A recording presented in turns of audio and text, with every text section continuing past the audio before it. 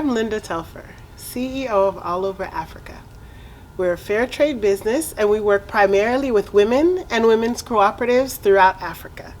I'm here at the North Miami Beach Library, surrounded by books. I'm in my happy place. I love libraries, and the City of North Miami Beach Library is one of the top libraries you'll find.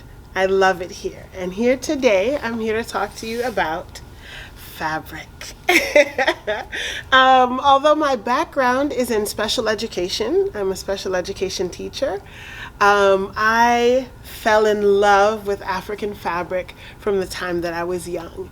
And so when I came of age and was able to begin purchasing it, I purchased it in droves. And so I have a plethora of African fabrics. And so that's one of the things that led me to starting my business. Originally, I started with a friend who was in Kenya, and she wanted to, help her family. And I said, okay, so how can we work together to do this? And so we collaborated, and that's how I began my company All Over Africa.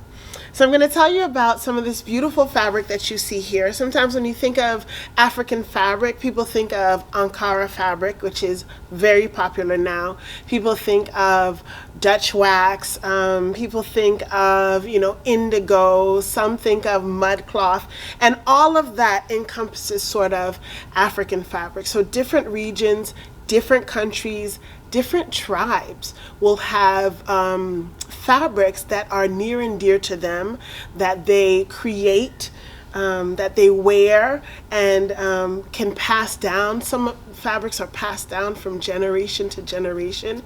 I mean, it's phenomenal. So let me start with this fabric here, and you'll find the Fulani wear this fabric a lot. It's a indigo. And so they'll use, back in the day, what did you have to dye fabrics? We didn't have these sort of fancy dyes that we had now. We had nature. And so, they would take the indigo and begin to dye fabrics. They would weave the cotton and then dye the fabrics. And so you'll see some of the older fabrics will have maybe a rougher texture, partly because they were hand woven, and we'll get into that as we get into some different areas. So I love this indigo, and you'll see indigo also in fabric and techniques transcend just country. Right? In the olden days, there actually were no countries. There were just regions and tribes, and people would intermingle and trade and things of that nature. And so sometimes you'll see the Fulani wearing the indigo, but you'll also see the Tuareg, who are nomads in northern Africa, wearing the indigo as well. They call them the blue men because they'll cover themselves so much in the fabric that eventually it'll stain their skin blue, which I actually love. So interesting fact.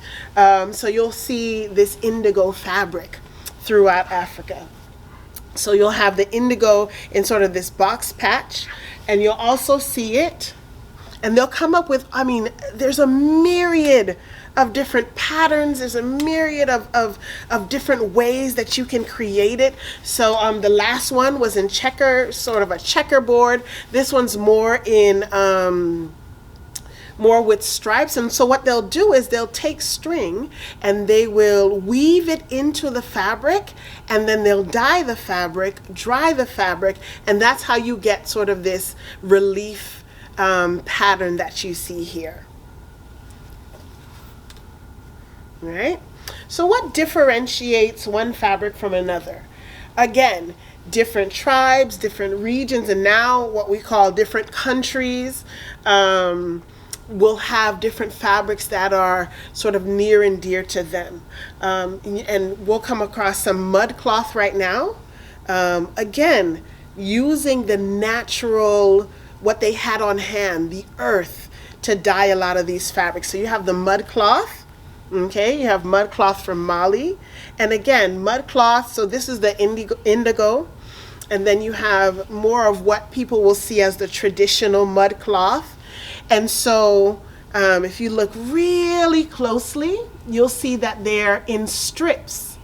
And so the mud is cured for at least a year, right? They'll dig these pits, they'll put the mud in, they'll cure the mud for at least a year, and then they'll start to design these various, patterns onto the mud cloth, right? And then the areas that you see that are white, that's actually areas that they didn't dye.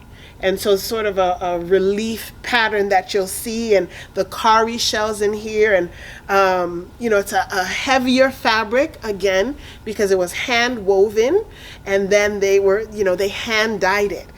So mud cloth is actually one of the more expensive cloths because of the labor intensive process of curing the mud for so long, and then applying the dye. The dye then has to sit onto the fabric, and then they can wash it out. And so it is labor intensive, and so just knowing the rich history behind it, so then you'll know when you get a piece how beautiful it is and what actually went into it.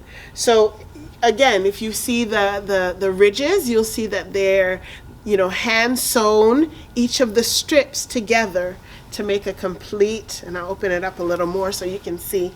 So you can make a complete piece of fabric. And we'll see a little later on, we're starting sort of, the ancient ways of making things, and then we'll see how things became modernized. All right, so we talk about, when did really African fabric, when I say African fabric, there's so many different types, right? There's batik, there's kuba cloth, there's mud cloth, there's Ankara. And so I don't always want to generalize, so I'll try to be more specific as I go along. So when did we start seeing the modern, what we call Ankara or Dutch wax, or sometimes you'll call it, Hollandaise. When did we start seeing that? During the Black Power movement in the 1960s, when, black people were more, how would I say it? Black people were expressing more how they were feeling. And it didn't come out just in, our hair with the beautiful afros and things of that, but we began expressing it more with reaching back to our roots in Africa. And so you'll see the dashikis, what people call dashiki. You'll see them, in different colors, and, I'll hold this up for you so you can see it.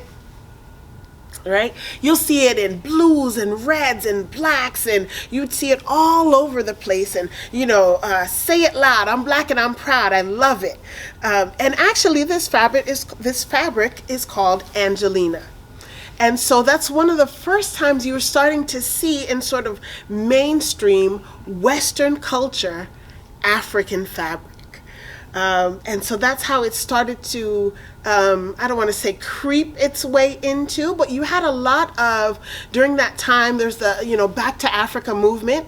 And so you had a lot of, with the Harlem Renaissance, you had a lot of, we're talking about Harlem Renaissance and being in this beautiful library, right? It all ties in, the culture and reading and writing and poetry. And so there was a lot of people going back and forth, really saying, you know what, like, I am black, I am proud, and I'm gonna go explore my roots. And so there was a lot more, you started seeing a lot more of the African fabrics making their way into Western society, right?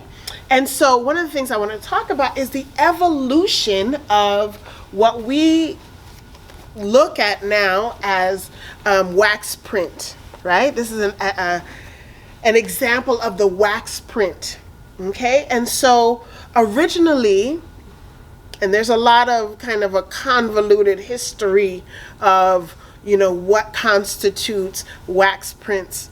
But a Dutch company went to Indonesia and was, with these sort of knockoff batiks that they made, and the Indonesian women were like, we can make that so much better, no thank you. And so trading with missionaries within Africa, then you saw a lot of those prints coming into Africa. So they started hitting the markets, and the women, they liked the colors, they liked the accessibility of it, but then they started to make it their own.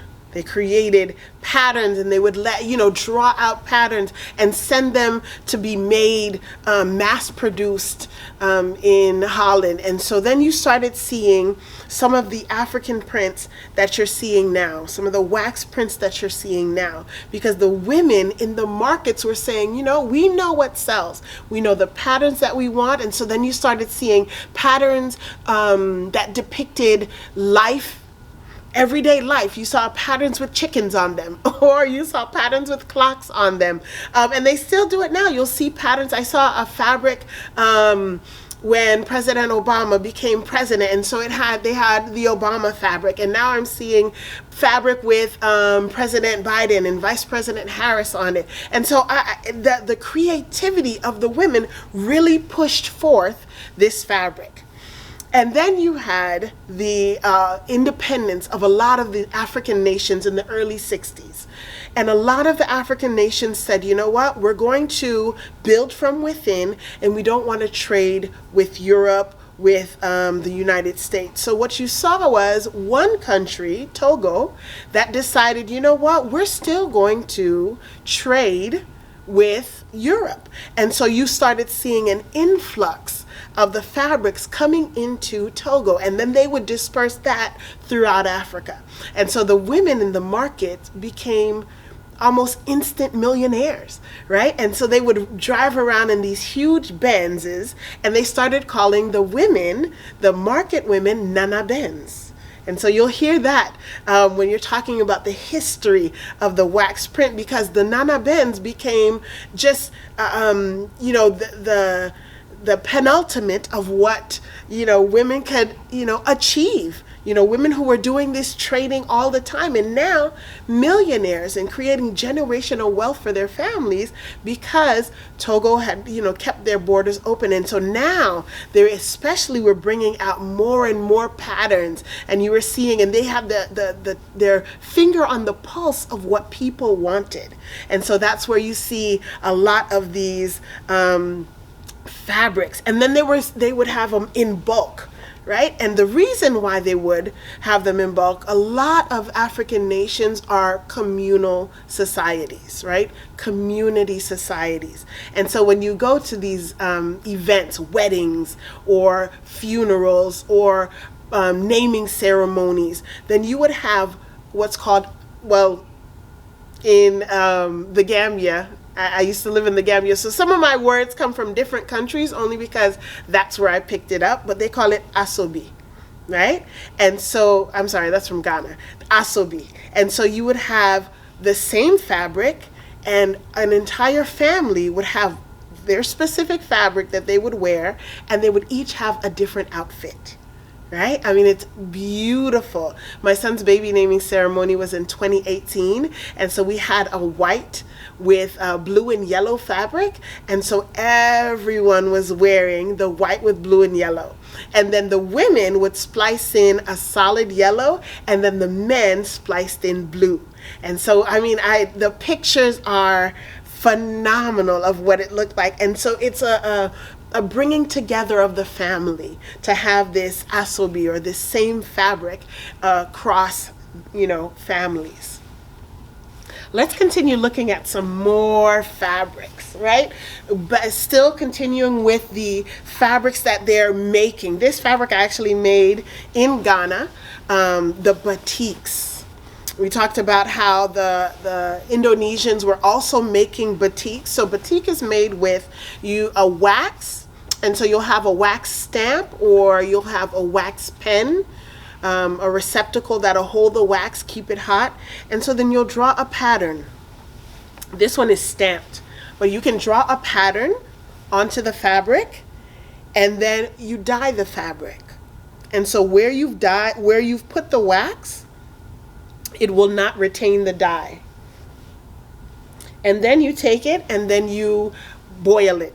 Basically, you put it in really, really, really hot water, boiling water, to release the wax.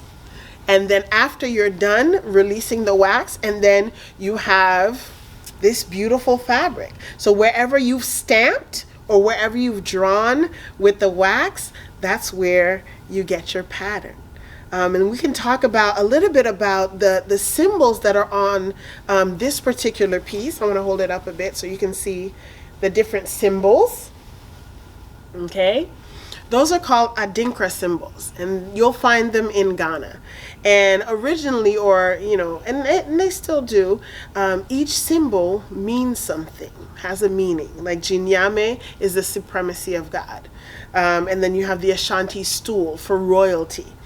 And so what they would do is if someone passed away, they would stamp the Adinkra symbols onto the funeral cloth based on the person's personality, And so I just love sort of the symbolism of the Adinkra symbols. And there are people who adopt different Adinkra symbols for their life, but you'll see them everywhere. I'll show you another batik. This one is Sankofa. I love Sankofa. Okay, and this particular fabric is made in such a way that you can create what's called a grand bubu, which is the outfit that I'm wearing, and you'll see women wear them in a lot. It's a sheath and it's sewn down the sides. It's because most of the places, most countries in Africa are really hot. I was shocked when I was in Kenya, and it was actually really cold. But so there are places that are cold, but most places are really hot. So Grand Bubu will keep you nice and cool. So this symbol is Sankofa. Okay, and it symbolizes reaching back to look forward. So you look into your history, you look into the past to help inform and move you forward. You don't want to make the mistakes of the past. You'll also see Sankofa as a bird that has turned, and his beak and his head is in his tail. So it's that same idea that you're looking back so that you can move forward. So a lot of this symbolism I love, and is so beautiful. And so again, this is the same wax relief that you would do on this one. So you can just see how much time it takes to create these beautiful fabrics. This fabric has two colors, so it has two different dye baths that it did, or wax dye baths. And I'll show you another one that has 3 colors, so you can imagine how long that one took. This is the same Grand Bubu fabric. And now lots of people are taking it and creating live. This one, I took one and I put white down the sides and I made a tablecloth. Oh, it was beautiful. Can you imagine walking into your living room, your dining room, and this is on your table? It's phenomenal. So I'll show you another fabric, and this is 3 colors. And so again, imagine how much time this took. And so that's why sometimes you'll see African fabric is pricey. It's not only getting the fabric here, but the actual process of creating the fabric. This one has 3 colors, and so you would have to do 3 relief dyes. So quite a bit of time went into making these fabrics. Again, we're going to keep going with some of the traditional fabrics. And this is kente. Kente is traditional cloth from Ghana, and it's hand woven, and it's actually, you can pass it down. It's worn for big ceremonies, weddings, baby naming ceremonies, funerals, and it's hand woven. This was actually given to me. It was handed down to me from my husband's family when we got married. And so it was his mother's, and I feel very blessed to have it.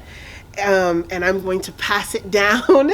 You know, continue to this fabric is hand woven, so they have these huge looms that they're the men. I've only seen men make kente, and I've seen it. They have all over, but there's a specific, villages in Kumasi that make the really, beautiful fabrics. And you'll have some kente prints, and each color means something different, and each pattern. And so you'll see they'll have some that they create just for royalty, and only the royalty wear that. And so again, hand woven, hand loomed.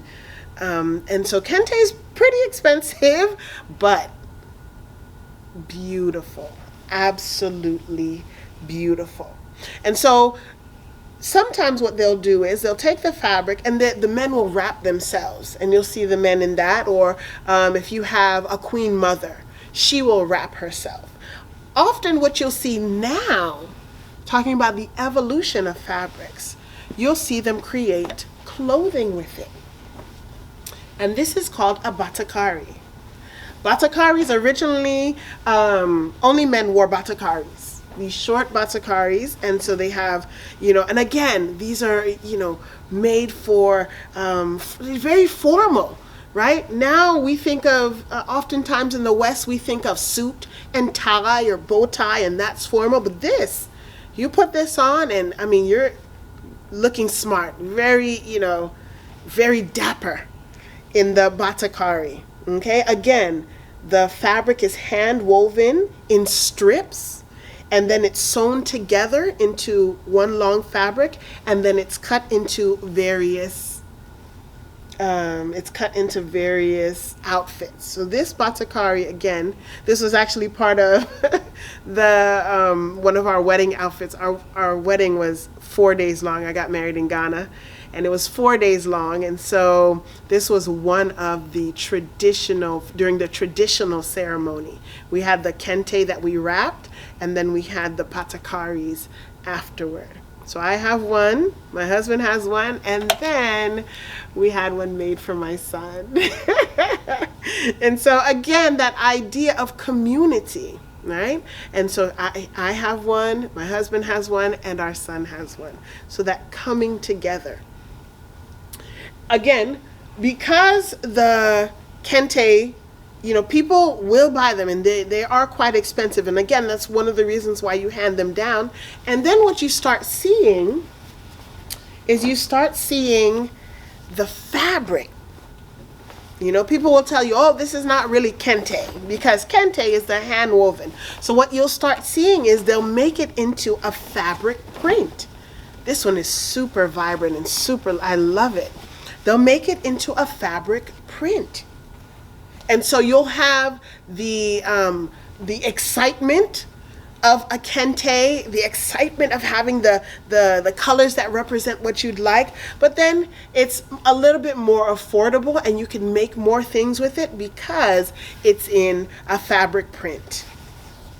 Okay, so again, going from that traditional, what we do traditionally, which a lot of countries are still doing, traditional ways of creating fabrics, and then sort of a modern take on the traditional. We're going to keep talking about traditional for a little bit, and we're going to talk about traditional outfits. I love traditional outfits. Okay, most African fabrics are made with cotton, because cotton, again, the resources that were available. You grow the cotton, you pick the cotton, and then you create these beautiful outfits. And this is 3 pieces, which is what normally you see. You'll have the lapa, or the skirt, or the wrapper. You'll have your top, and then you'll have a head wrap. Okay? Not every country does all 3. I know all of us think, or I shouldn't say all, a lot of us think when we think African fabric, oh, you have to have a gele, you have to have a head wrap. Not every country. Now, there are some countries, women will not leave their house without their head wrap on.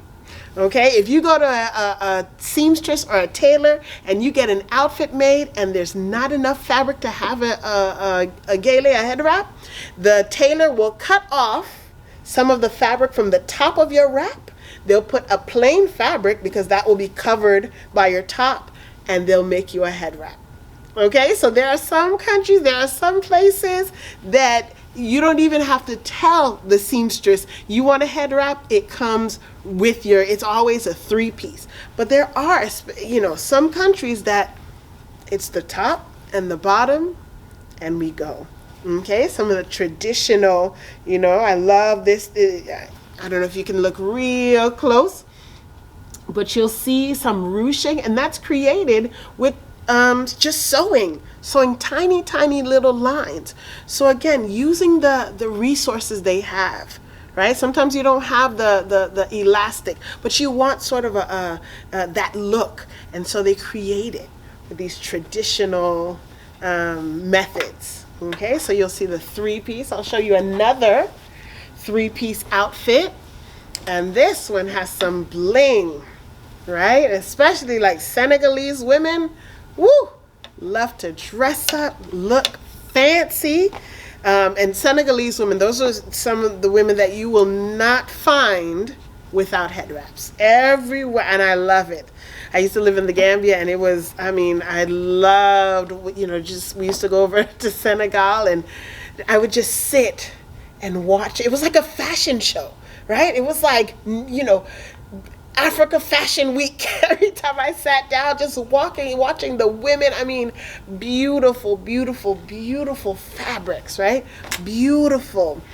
And then this one, the lapa on this one has a little flare, right? So they'll sew a flare onto it, as well as the lining. That's really big in a lot of African countries, lining. You have to have something so you don't see through your skirt, right? Beautiful. Beautiful traditional pieces.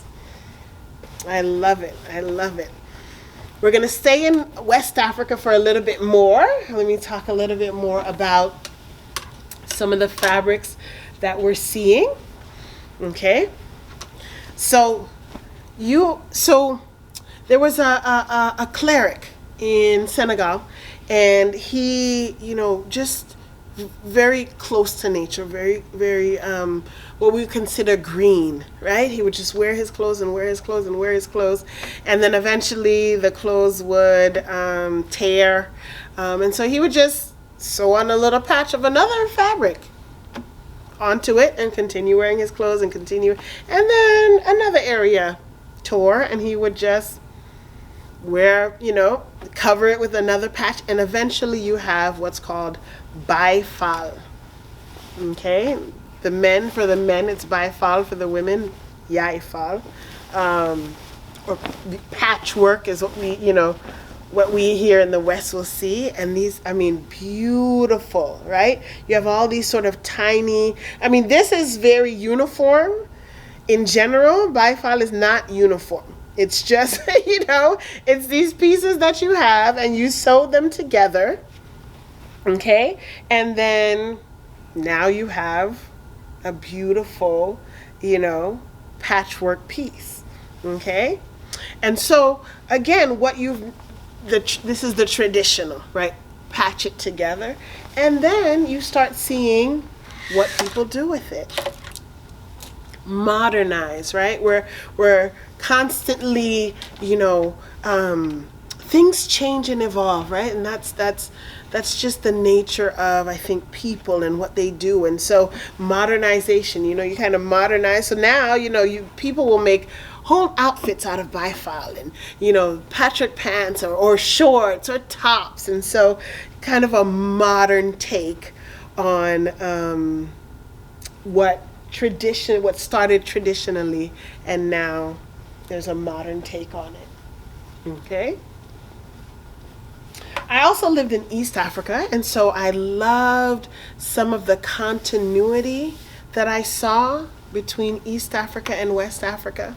So you saw a lot of the tie and dye in the West African fabrics, and then same thing here. You'll see that tie and dye, not only tie and dye, but also the embroidery, right? The embroidery that you're seeing, that, I mean, is absolutely beautiful. Yes, we see the beautiful continuity between East and West Africa. And again, you'll see, you remember the back in the day, they used to have these caravans, right? You think about the richest man in the world, King Mansa Musa, who did his, went across the Sahel, and these beautiful fabrics. So you can imagine the trading that was going on between the two sides, and up north and south and east and west, and sort of just this melding of cultures and tribes and people. And so that's why you'll sometimes see, a common thread between all of the fabrics.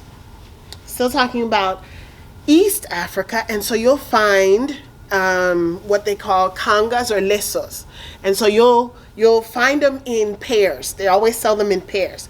You'll have, and they're identical. The top and the bottom, the women will wrap themselves, on the bottom, and also wrap themselves on the top. There's usually a saying on the bottom, and this one means the heavy creature. Kiumbe Mzito. Kiumbe Mzito. Right? Bring that closer so you can see it. The heavy creature. I don't know if I want anyone to give me that leso, but I bought it. But, you see one that you think, fits a friend of yours, the saying. Sometimes there's proverbs on there. Sometimes it's, kind of uplifting sayings. And so you would buy them, and women gift lesos and kangas to their friends, right? You'll also find in East Africa kikois.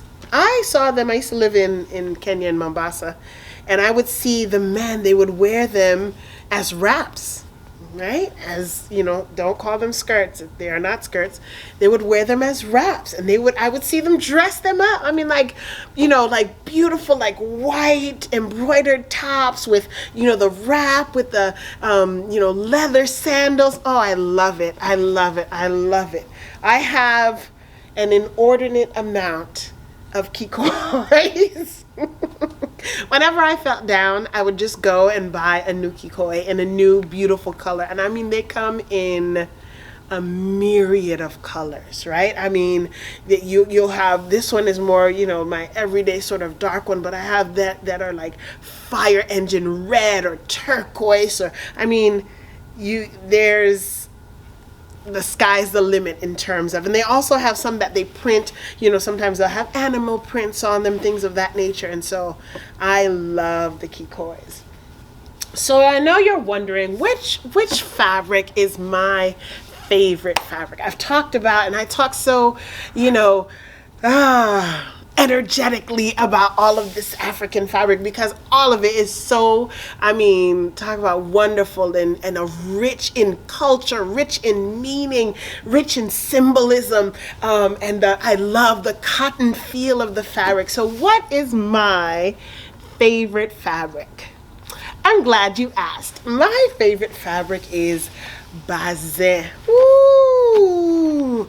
I was first introduced to bazin by some Malayan friends from Mali, Malayan friends, and I absolutely love bazin, right? Bazin is a brocade. So there's I don't know if we can get in real close, there's an underlying pattern in the fabric itself, and then they wax relief it, much like they do with the batiks, but it's so much better. It's so much more lovely, so much more elegant. And you'll see them sometimes, they'll make the grand boo-boos with them, and they'll come all the way down to their sleeve, and women will walk in, and it's like, whoo! I am here, hear me roar. I am woman, hear me roar. I mean, beautiful, heads wrapped. And because it is a stiffer fabric, it stays in place, right? And you try not to wash your bazin, because the stiffer it is, the more you hear it crinkle, then people know your bazin is new. People know that this, you just got this new outfit, okay? So you're not trying to wash it. You're not trying to get it really dirty. It's for, you know, I mean, you'll find bazins that are for every day, but the more intricate, you know, the more elegant bazin, you're not going to wash it every day. You're not going to, I mean, it's going to be there. I mean, it's beautiful. Heads wrapped, bodies elegant. I mean, bazin, love it. And oftentimes you'll see it embroidered. We'll see another, I'm going to show you a little bit later, what we, you know, the modern takes that we have on a lot of these fabrics. And I'll show you a bazin grand boubou. Ooh, you're gonna love it. You're gonna love it. Okay, and so usually bazin is, you'll have the top piece, and then you'll have the bottom piece. The top piece is tie and dyed, as this one is. Okay, and then you'll have the bottom piece that's plain, or that doesn't have as much tie and dye as the top piece. Okay, so you see how kind of stiff this one is. I love it. I know a lot of people in the Western world, we're not used to, on the Western side, we're not used to it. And so people are like, So actually, I don't sell very much bazin because most people are like, oh, this is so rough. I don't like the feel. Oh, I love it. There's something about it. I love just the feel. I feel regal. I feel like I'm a queen whenever I wear bazin. Okay, and so you have the traditional, again, traditional takes that they have on bazin. So you'll have the grand boubous, and the men will have the, you know, the three-piece with the embroidery, beautiful. And then you'll also have modern takes. Okay, so you'll have bazin, and then you'll have a Western style. Right, this is one of my favorite dresses, a Western style. You know, I took some bazin that I had. I took it to the seamstress, and I was like, I want something for every day that I can go to work in. You know, my students, when they see me, they're like, oh, Miss Telfer, I love that. And I'm like, oh, thank you very much. I love it too. Okay, so these, again, taking some of the traditional ways and, you know, adding a modern twist. I don't want to say modernize, because we still do a lot of the traditional ways, but a modern twist to it. Okay, so now I'm going to show you some of the some of what we can do with the African fabrics and things of that nature. Okay, you can make them into pillows, right? I love it. And I have something with textures. I love textures. So the burlap is, I mean, absolutely beautiful to me. I love the feeling of it. And so I'll mix it with African fabrics, create pillows. I actually have, my son loves to just run around and jump in the living room. And I was like, we have tile, he's going to hurt himself. So I actually created floor pillows for him. So I have pillows that are 36 by 36. Huge pillows. I have 4 big ones on the floor, and sometimes he piles them up, stands on the couch, he's 3, stands on the couch, jumps onto the pillows. And I feel, at first I was a bit apprehensive, but I was like, you know what? Okay, the pillow, I put enough cushioning in there, but he loves the colors. There's one that's in a green kente. There's one that's in a blue, a tie and dye blue, and another one that's green. And I just love all of what we can do with the modernization of the African fabrics. I'm sorry, let me take that back. The modern twist on African fabrics.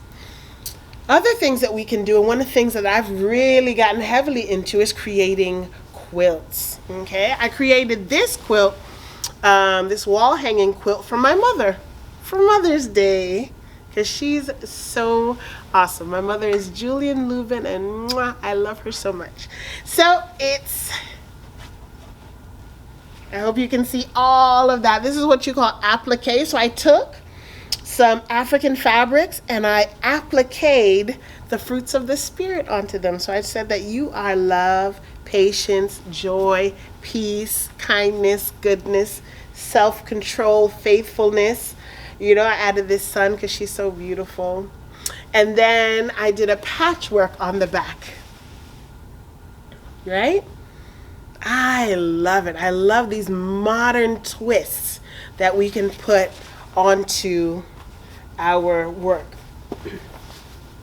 Another quilt that I created with all of what was going on and just feeling of sometimes there's a helplessness that kind of takes over and all that's been happening and all the turmoil, and I tried to channel that through art. And so I created a Black Lives Matter quilt to say, you know what, our lives matter. They do, you know. We're beautiful in the sight of God. We're all beautiful in the sight of God. And so I created this beautiful quilt. Again, used the African fabrics to, you know, incorporate into a modern take on what we can do with African fabrics.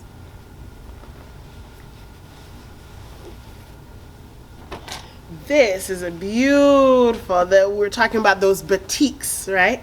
Beautiful batik. This pattern is called Tranquil Triangles, and I love it.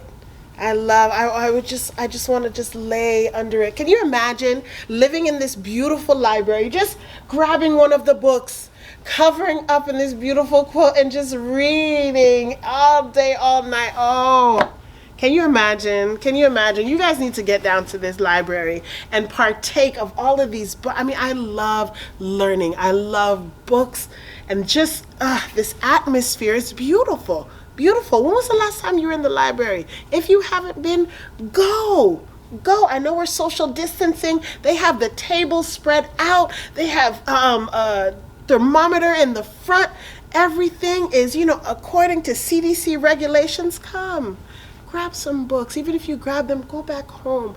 Rest. I think there's so much going on that sometimes we need to just rest. And imagine if you had a book, maybe some hot chocolate, and you're under this beautiful fabric with these beautiful African fabrics. Oh, I love it. I feel like just laying here all day. But again, these are some modern takes on traditional, right, fabrics, what we can do and create. And so, you know, women in Africa were doing it all the time. The clothing would, you know, if you had an outfit, you would wear it. It would wear out in some places. You don't throw it away. You cut the parts that are good. You sew them together. So maybe you have 2 pieces and you set it aside. And then there's another piece. Sew it on. Then you have 3. And then eventually you have this quilt, right, that you've hand sewn, that you can now put on your bed, lay under. I mean, beautiful. There's going to be some pieces that are hung up here at the library. All right, we're going to continue looking at some of the modern takes we can use African fabric for. Right, these beautiful quilts. I call this quilt abundance. Right, there's over 300 individually sewn strips of African fabric. Right, I mean, that's part of the reason why I call it abundance. And I put these, you know, solid pieces in the middle so it doesn't kind of get crazy. But it's this idea of there's so much that can be done, right? I love it. I love it. Okay. This is the first quilt that I made, and I love textures and 3D. And, you know, if you come by the library, which I know you will, you'll get to see this quilt and, you know, look at the textures that's in it. Okay. And I call this one a walk in the park. I know, you guys are thinking why? Because it has the nature with the burlap and you know, these flowers on the side. So it just reminded me of, like, you know, paths in a park. And these little boxes that, you know, you can just sit and just rest, you know? And so it's called a walk in the park. I love it. I love it. Right? Vibrant. So these African fabrics are so vibrant. They just make me happy. I can sit in just a vat of African fabric. If I feel bad, I just take out my fabrics and look at them because they make me happy. They make me feel good. This is actually the first quilt that I ever like really made, right? Oh, I love it. I love it. Sometimes I'll just fix my bed and put my quilt on and feel all right. This one I call African Women Unite, right? We come in all shades and colors, beautiful shades and colors, and so I wanted to show that. I wanted to show, you know, different shades of African women, the way that we look, and, you know, countries, these fabrics come from different countries, and I mean, I just love it. I think it was just so beautiful. Again, can you imagine laying under this quilt, grabbing a book, relaxing, getting your hot chocolate? Nothing is better than that. Nothing. Like I said, if you have not been to this library yet, come on down. I mean, come on. Nothing better than that, right? Modern takes with African fabrics. Oh, this next one you will love. This pattern is called Color Joke by Sparkle Stash. I absolutely love it. When I saw the pattern, I was like, and then I got this fabric and I said, oh yes. I just started cutting and cutting and cutting and cutting, and I mean, I love it. I love it. You know, it reminds me of stained glass, right? What we can create in our minds and, you know, piece things together. And I absolutely love African fabric. It makes me feel royal. It makes me feel like, you know, I have $1 million in the bank. And if you're a legislator, listen, teachers need $1 million. But with my African fabric, I feel that way. I feel like I have $1 million, right? So that's some of the things that we can do, quilts that we can make with African fabrics, right? And then haute couture. Haute couture. I'm going to learn how to say that word. Haute couture, right? So this is something I can see on, you know, New York Fashion Week. I can see it on the runways in Paris, right? You're in a sleek yellow catsuit and you put this cape on top, or, you know, you're in that little black dress and you put this on top, or you're in, you know, Chucks, your jeans and a tank top and you put this on top. You could dress it up, you could dress it down. Again, some of the things that we could do with these beautiful African fabrics, modern takes with these traditional fabrics. I love it. Right? Let's look at some more modern takes we can with traditional fabrics, right? This especially, oh, can you imagine if you lived up north with this beautiful coat? I know we're all talking about Bernie and his coat, but what about this mud cloth coat, right? I love it. If I lived up north, I would wear it more often. In Miami, I get to wear it not as much because it's not as cold, but every time it does get cold, I take it out, I wear it, I love it. I love it. So these, again, modern takes on these traditional fabrics. And remember, this is the mud cloth that takes over a year to cure this mud. And then they have to add it and dye it. Phenomenal. Here, this is what I was telling you about the bazin. And when they have the beautiful, you know, this beautiful embroidery, okay?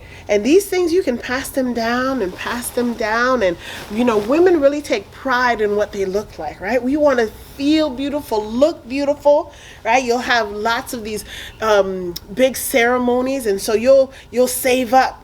You know, some countries I've been in, they'll save up so that they'll have the money so that they can look and feel their best, right? Their children can look and feel their best. I absolutely love this outfit. Oh, again, it's bazin, so of course you already know that I love it. This one actually I got in Senegal, and I love, love, love it. And sometimes you can wear this on top of some trousers. Traditionally, women didn't wear trousers or pants. Now you're starting to see it more, but yes, beautiful. Got a couple more so you can see these takes. This again, this was from Guinea. Love it. And the inside, you take these straps and you can pull it tight so it kind of cinches your waist. Modern takes on traditional fabrics. Okay, another grand boo-boo. And so you'll start to see it, you know. If you're an African dancer, you know, Lamban, one of my favorite dances, they dance them in these beautiful, beautiful grand boo-boos, right? Kind of reminiscent of when King Mansa Musa made his Hajj, you know, across the Sahel. And so, yeah, beautiful takes, modern takes on traditional fabrics. Right, and now you'll see people now in the time of Corona, face masks. Right, everyone has these face masks, and so they're creating these face masks with the African fabric. I mean, beautiful, beautiful. Right, you can match your outfit to your mask. It's, you know, I love it. I love it, and so I hope that you have caught the fabric bug and you go out. And buy some African fabric. I am Linda Telfer. I'm CEO of All Over Africa. Again, we're a fair trade business. We work primarily with women's cooperatives throughout Africa. I'm here at the North Miami Beach Library, which I absolutely love. Love the books. I love the staff. I love the environment. I hope that you guys come out and partake of this environment as well. Thank you so much for listening.